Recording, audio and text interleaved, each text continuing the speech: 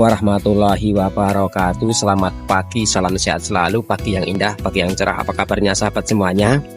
Allah Subhanahu wa Ta'ala meletakkan kebahagiaan, kejayaan, kesuksesan umat manusia ini ada di dalam amal agama.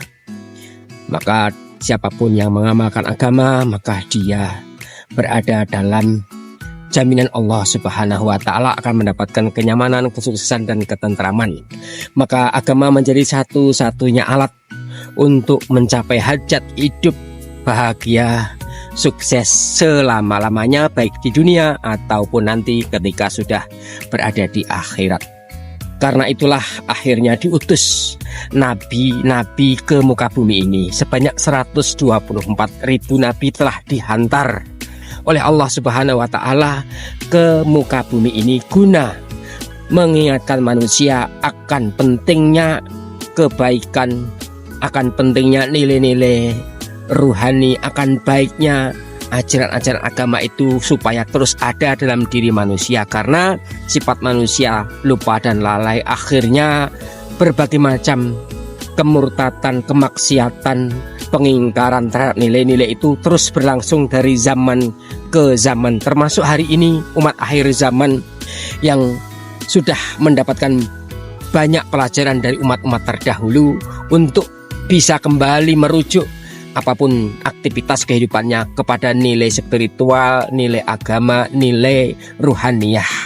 Namun pada kenyataannya ajaran agama ini kemudian menjadi suatu kepahaman yang menghegemoni segala macam, sehingga ketika agama ini bisa dikendarai, maka mereka bisa leluasa memiliki pengaruh, kekuasaan, dan apapun namanya itu seandainya berdasar atas nama agama akan membuat lebih mudah tercapai hajat itu terlaksana. Karena masyarakat Indonesia yang punya kebudayaan tinggi, memiliki nilai-nilai spiritual yang tinggi, menganggap suci perkara agama, sehingga ketika orang bisa menjadikan agama sebagai alat untuk mencapai tujuan, dia tidak akan banyak mendapatkan penentangan. Namun masyarakat kita seandainya masih hari ini bertemu dengan politisasi agama, agama dijadikan sebagai alat untuk mencapai kepentingan, masih juga ada dan tidak mau mengingatkan, maka yang terjadi adalah pembelokan nilai agama itu sendiri, mencemari kesucian agama itu sendiri. Yang terjadi adalah merusak nilai-nilai agama. Untuk itu perlu kita ingatkan, ke depan akan ada berbagai macam tantangan, polemik. Tetapi kalau sekiranya kita bersinergi semua masyarakat yang beragama ini untuk tidak menjadikan agama sebagai kendaraannya, kesucian agama itu akan dapat dipertahankan sebagai panduan moral, panduan hidup, sehingga agama tidak tercemar, agama tidak menjadi bias nilai-nilainya karena adanya kepentingan sekelompok individu.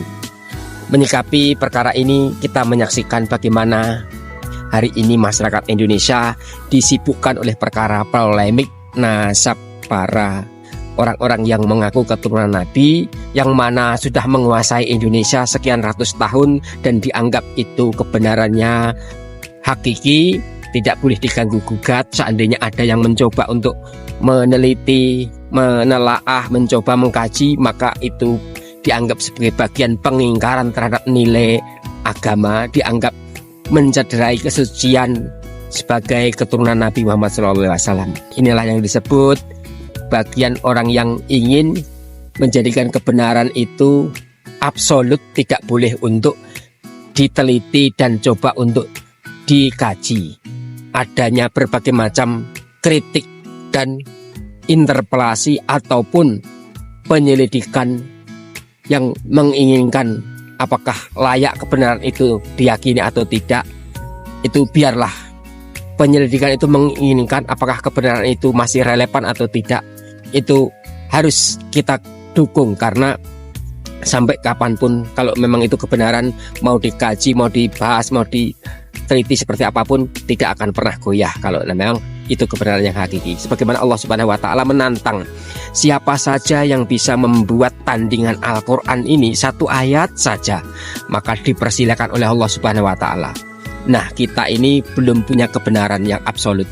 Tapi kenapa kok kita merasa tidak boleh dikritik, tidak boleh diteliti, tidak boleh dikaji keyakinan kita, atau kita misalnya mengacu sebagai keturunan Nabi kok tidak mau diteliti nasab kita, sedangkan Allah Subhanahu wa taala saja yang sudah punya kebenaran yang menciptakan makhluk hidup ini saja mempersilahkan siapa saja yang meragukan ciptaannya bernama Al-Qur'an itu, seandainya bisa membuat satu ayat tandingan saja, itu dipersilahkan. Artinya Allah Subhanahu wa taala itu demokrasi, demokratik, tidak mendoktrin manusia supaya harus percaya pada Al-Qur'an. Artinya diberikan ruang kebebasan untuk berpikir, mengkaji. Jadi Anda semuanya yang meneliti nasab itu bukan tidak percaya, tapi sungguh itu bagian dari rasa ingin membuktikan kepercayaan itu. Nah, bagi sahabat semuanya, para muhibin dan siapapun, mohon untuk kembali menggunakan akal sehat. Terima kasih. Salam sehat selalu. Selamat pagi. Wassalamualaikum warahmatullahi wabarakatuh.